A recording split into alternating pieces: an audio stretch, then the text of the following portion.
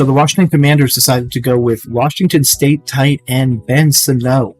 I think he's going to be an interesting prospect. Apparently, he's going to tell us how he is going to be able to help the Commanders, and of course, their new quarterback number one in Jaden Daniels.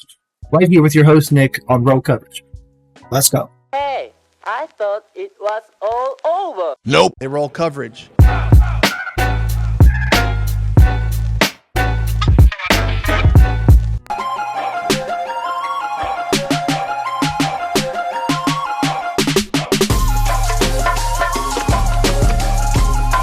What's good, Commanders family? I am Brian Coble Jr., and I am here to raise hell with the rookies. And we got a very special one right now, and it's our new tight end, Ben Sinnott. I am the Senate. Hey, man, how you doing, bro? I'm doing good. How you doing? Oh, man, I'm blessed, man. I'm happy to be here with you, man, because we know you're busy, man. You're on the field now. You're in the building, this rookie minicap. How's it been for you? It's been awesome. It's good to get back, like, doing football. Yeah. Training for the drills, like, touching cones and stuff. So it's good to just get back to football and be out there with the new teammates and the new guys you're meeting. So, man, awesome. Man, we're so Dude, I'm excited for this guy. I know my Carolina Panthers really wanted him. We ended up going with a different guy, but Sinnott, I guess, is going to do really well. Jaden Daniels is going to be dynamic. The Commanders, I can absolutely imagine you guys finishing second or third in your division. I think that the New York Giants are going to probably be reeling up that third or fourth place position in the division. And then, of course, you got two other big teams in there that might stop you from getting to 3. But still, I think this guy is a good step in the right direction, and I hope he develops well. happy to have you on that field, man. Everybody's excited looking at you like, man, who is this massive dude? But you went number 82, right? Yeah. What, any significance in that number? Nah, I mean, that's what they gave me. I was just showing up. I had no idea what number I was going to get, but I wanted the player to make the number, so it didn't matter what they were going to give me. I love that. I got no doubt the player will make that number, man. But before we talk about this field, so let's talk about the draft. This was a big moment for you, man. Yeah. First of all, congratulations. Congratulations on making it this far, man. The Washington Commanders are crushing the draft through 2 rounds, Rick, and they get who I thought was one of my favorite players. Turns out it is, in fact, your favorite player, tight end Ben Sinnott, out of Kansas State, A+ all day long. What do you think about that? He was my favorite player first, so just so we can put that I'll give you that. It's a really, really big deal. You had that draft call, man, surrounded by family, smiling ear to ear when you get off that call and you hug your dad. Talk about your father and that importance, because I know he played a big role in how you got here. Yeah, I mean, my whole family, like my mom, my dad, like they mean so much to me. They allowed me, they gave me every opportunity to be successful. I mean, as a walk-on kid, like they were driving me to camps, like under-recruited, like trying to just get me in front of people. So, I mean, that moment was so cool to show them that all the work that they put into me and that investment that they made, like, really worked out and made it worth it for them. So it was super cool. Shout out to moms and pops, man. That's really, really cool. And you get again, shout out to them. They are the undisputed people that make these moments happen for so many players. So if your mom or your dad are out there, make sure you give them a pat on the back and tell them thank you for everything they did for you. Shout out to my parents as well. This dude is going to be dynamic. Apparently, he's not the greatest blocker, but I think that can be improved over time, especially given that he's a senior out of college. He's got some strength. Apparently, he added 40 pounds in the offseason and didn't see any slowing or any differences in his game, so that's really awesome. Obviously, he's got a lot of power. It's just going to be keeping him on the field and putting him in the right position to succeed, given this new offense. Get that call, and on the call, Adam Peters compares you to legendary tight end and George Kittle. 1, do you agree with that? 2, how cool is it to hear and have that kind of expectation put on you before you even stepped in the building? Yeah, I mean, he's a guy that I want to play like you watch him all over the film, like this, what he does and that kind of stuff. And at being from Iowa, I grew up watching him in Iowa and all that kind of stuff. So I think we have some similar things. In no way do I want to like come out and be like, yeah, I'm George Kittle, you know? Right. Like just what he's done, it's the success that he had. I want to be respectful to him, but I think I want to be like him. I want to show that I have some similar traits and that we have a similar mindset when it comes to the game of football. So I would agree for sure. And you said it. You said your game is unlimited. And I've been thinking about what my alter ego would be, and I think I have an alter ego. His name His name's Mr. Unlimited. Yeah. There's so many things you can do out there, and we've seen it on the tape. So from the horse's mouth himself, what kind of player are you? Yeah, I mean, I just think a guy that has a tenacious attitude, one that's going to be resilient. He's going to stick his nose in there against whoever it is, and he's going to try to be a mismatch and make plays in the pass game. So just a guy who can line up anywhere, do anything, and I think I'm really excited to just get into it and see what I can do in this offense. And you mentioned so he's kind of claiming himself to be more of like an athlete tight end, which I think is interesting. Solid frame, good speed, solid hands from what I understand. It's going to be more of how he fits in with Dan Quinn, obviously being the head coach, but bringing in Adam Peters as a GM absolutely changes the future of your franchise. I don't care what anybody says out there. Adam Peters was the go-to GM and the number one GM on the market. And the fact that you guys got him, I think, will translate into a lot of positives moving forwards.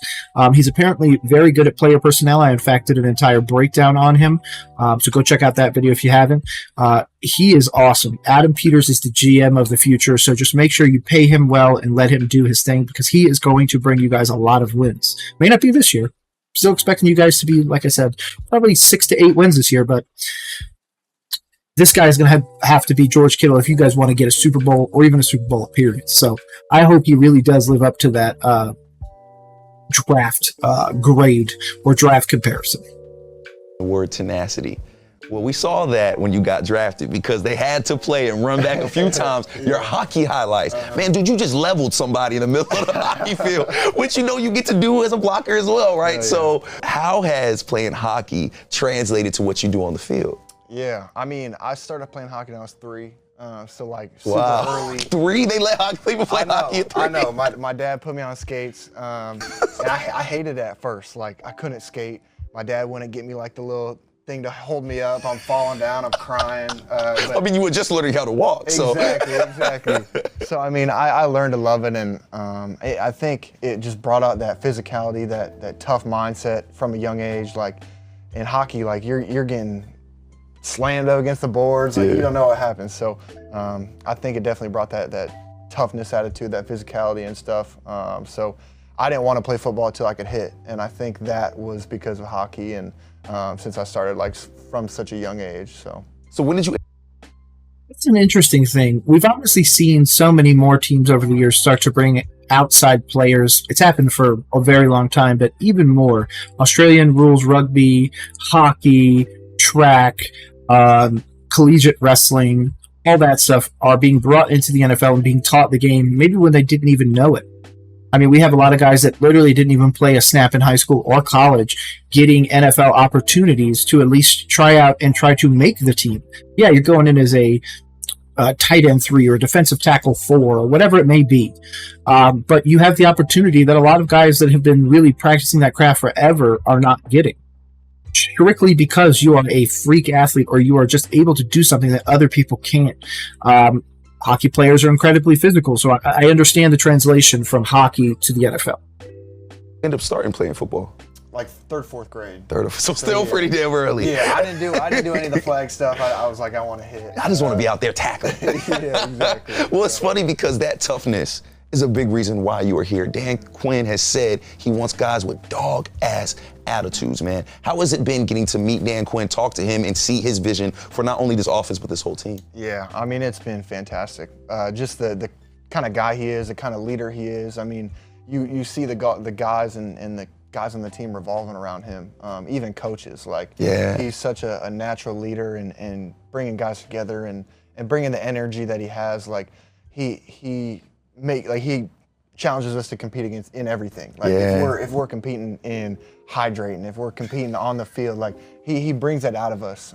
So I'm so blessed to be able to have a head coach like that and just a man to learn from. You talk about a man to learn from. Well, you got Cliff Kingsbury. Cliff Kingsbury has had some. That is the OC. I was trying to remember who the hell the OC is. That's right. It's Cliff Kingsbury. He gets Jaden Daniels. Ooh, Ben. You might be a Kmart Sam Laporta this year.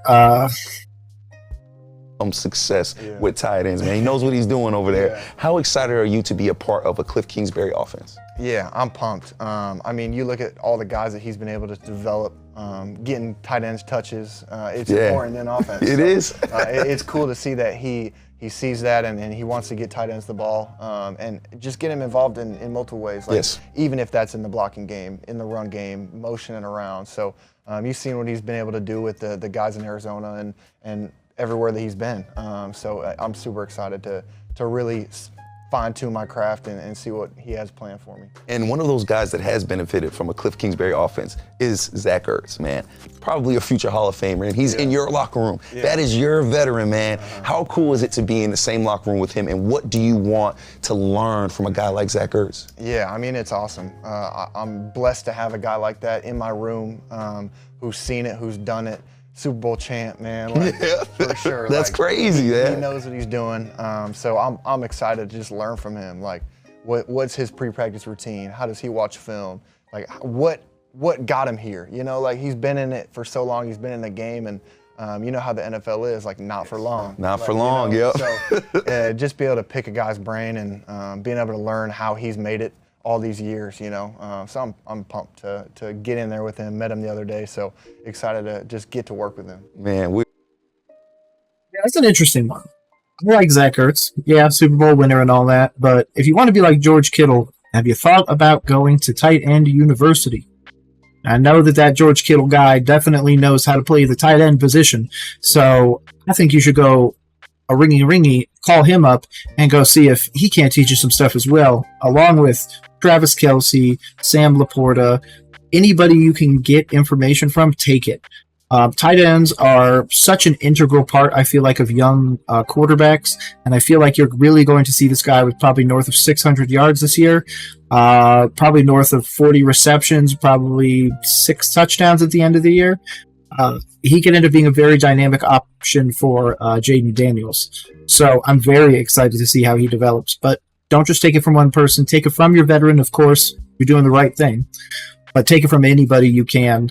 Knowledge is something that hopefully can fit in that brain, man, because the frame, you can fit a lot of muscle in there, but learn more about the game up here so this way it's easier for you. That's what we've heard from all the coaches and players. Once you get it up here, it just becomes easier. The game slows down. So we are so pumped, man, to see you work with him, but we're also very pumped to see you work with our new quarterback, Jaden Daniels. Man, y'all have gotten on that field together, man. What has it been like being able to play with Jaden Daniels? And you guys are really growing together, so what's that process been like? Sure. Yeah, it's awesome. Coming in, like, being able to grow with a guy, build that connection, build that chemistry on and off the field, it's super important. So through the mini rookie camp, it's just been great to work with him, get in the film room with him, get in the field with him. Like, hey, what do you think about this? Like, what do you think about this route? How do you want me to run it?